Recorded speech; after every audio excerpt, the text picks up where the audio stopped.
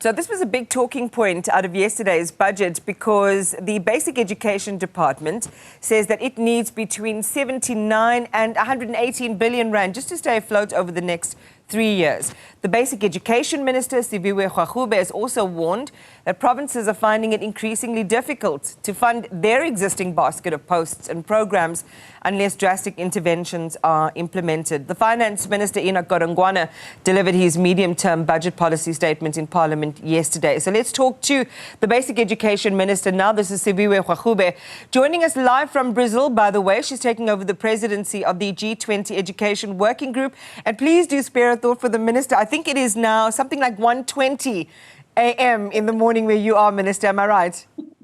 Yes, good morning, Iman, and good morning to your viewers. Well, that's commitment, and you're looking good. I'm also in an unusual time slot, so I completely commiserate with you. Let's get down to brass tacks, so to speak, and this was all about yesterday and what the Finance Minister had to say. Now, you have been warning, complaining, expressed concerns over the last little while about the amount of money in the kitty for education across the country. But the minister says no top-up for education. Already allocations were topped up in February. So there's nothing that really has come your way. And I'd love your immediate reaction to that budget overall and specifically what he said about your department. Thank you very much, Iman. I think firstly, I just want to express my absolute and condemn the violent attack that has happened on 5 of our learners in the Eastern Cape. I have been in touch with the MEC in the Eastern Cape, MEC Gade, who has assured me that the 5 learners have been offered psychosocial support. And in fact, as your colleague had reported, this matter is now under police investigation. But it is absolutely horrific to learn of such an incident while learners are trying to be writing their exams. Regarding the budget vote, we've noted the minister and his very tough balancing act yesterday. And really, our view is we were welcoming the over 300 million that has been injected in the system due to rollovers and new allocation that will go towards workbooks and infrastructure in particular. We are also aware, Iman, that this was not going to be the large, sector review that we are wanting, because of course this is an adjustment budget, and that a lot of this is going to have to fall on the minister as budget speech in February.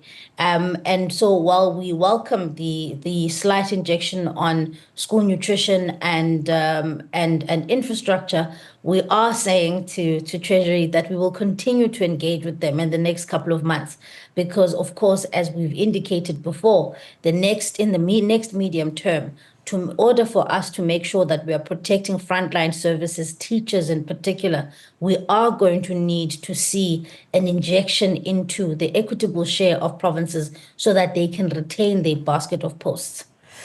All right. So, I mean, and as you correctly say, and we have shared that with our viewers as well, it's a way, this particular budget, to look back in the rearview mirror over the last couple of months and see whether they've been tracking with their commitments, make any recalibrations that they can. But as you say, the big one, of course, will be delivered in February, and then you'll have a clearer picture of whether the concerns you've expressed and the demands that you've made essentially will be factored into that budget.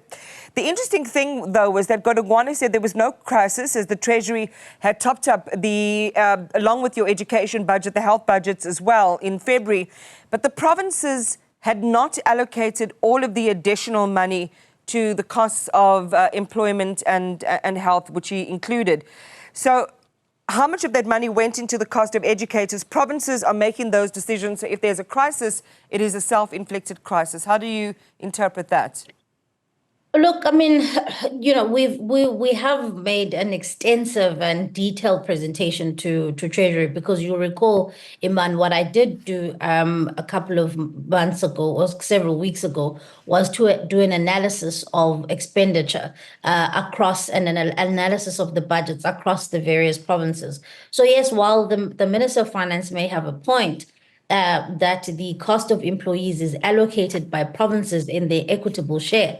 And the reality is that I simply can't sit back now and say, well, be that as it may, provinces have this. This is self-inflicted. I also think that there are some historical issues where, yes, provinces have not always spent as much as they could have on education. But ultimately, my job is to advocate to have as many teachers as possible in the classroom, because we know, Iman, that without the requisite number of teachers in our classrooms, we're not going to get the education outcomes that we need.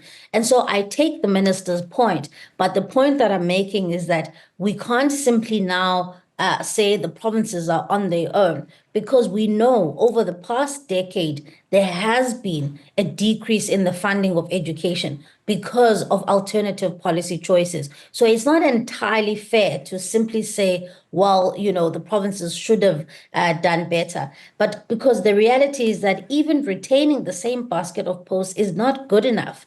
Not when a province like Gauteng says they're receiving 60,000 learners every single year. We have to be responsive to migration in the provinces. We have to be responsive to the pressures that they face.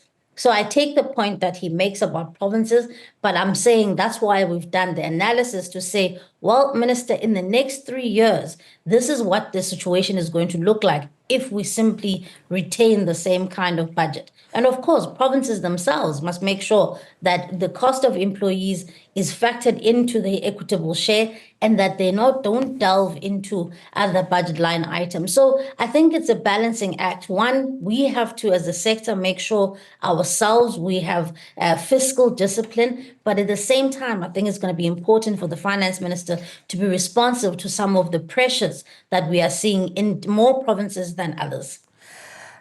And one can appreciate what you are saying fully. The question is whether you have that elasticity and whether the kind of help that you need is going to be forthcoming, because you've said and you've reiterated now that it's going to be increasingly difficult for provinces to fund their existing basket of posts and programs over the next 2 to 3 years, and you're looking for drastic interventions to be implemented. And I'm not sure that I'm hearing both from the minister and from yourself that there is that possibility. Can you guarantee parents, teachers around the country, in our closing moments of our interview, that we're not headed for a deeper crisis in education in South Africa? Look, Iman, the one assurance I can give to people in South Africa is that we will fight tooth and nail to make sure that we protect teacher posts. Number two, that there will be no teachers that are going to be retrenched. But I will have to reiterate and say, unless we have an entire review of government spending and allocate education the requisite resources that it needs, then we are not going to be able to sustain ourselves for the next 3 years. So we have to, so I take the point that the minister makes that there is no crisis, but I'm afraid we will have a crisis in 3 years if we keep going the way that we're going. We're going to have to see an increase in the budget in February in order for us to save teachers, to save the cost of school nutrition, to save the budget items of scholar transport. These things are critical. And unfortunately, Iman, or fortunately, education is one of those things that are immediately realizable. And so once we start not being able to deliver on that, we are going to be in contravention of the Constitution. Yeah. And so that's going to really be my argument between now and February to say more needs to be done by Treasury. Basic Education Minister Siviwe Gwarube, thank you very much for talking to us this morning. Hopefully